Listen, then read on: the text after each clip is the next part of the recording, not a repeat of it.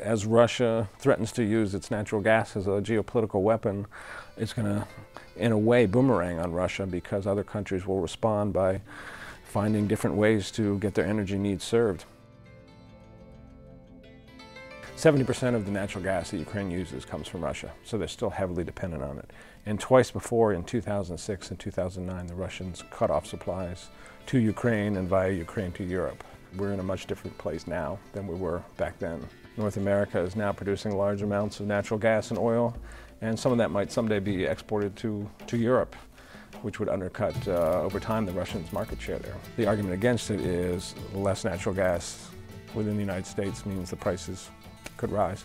But those who are in favor of it would argue that this crisis has shown the need for the U.S. to export. The chances, I think, have brightened that that, in fact, will happen. But what the president could do today is that he could expand our exports of natural gas. We have terminals here in the state of Maryland, close to where we are in Washington. We have terminals, I believe, in Louisiana and elsewhere that were built as import terminals for the importation of natural gas, and they would be retrofitted.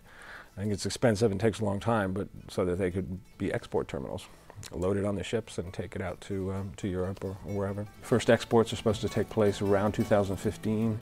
The other big potential source is Qatar, which is one of the leading producers of natural gas in the world. So the idea is the Qataris could fairly easily shift their flow to other markets, which would include Europe. One thing that could happen, the Europeans have more natural gas of their own.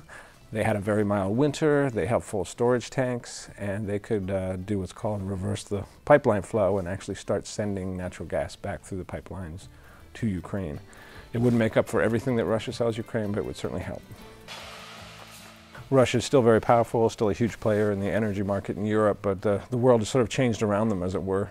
If you're a customer of Russia, any nation around the world, and they either cut supplies or they start using their resource, natural gas and oil, for political purposes, or do what they did in the recent days, which is announce they're cutting the discount that they give Ukraine and just raising prices coming months, and that causes people to look for alternatives, just as the West looked for alternatives when there was an Arab oil embargo almost 40 years ago.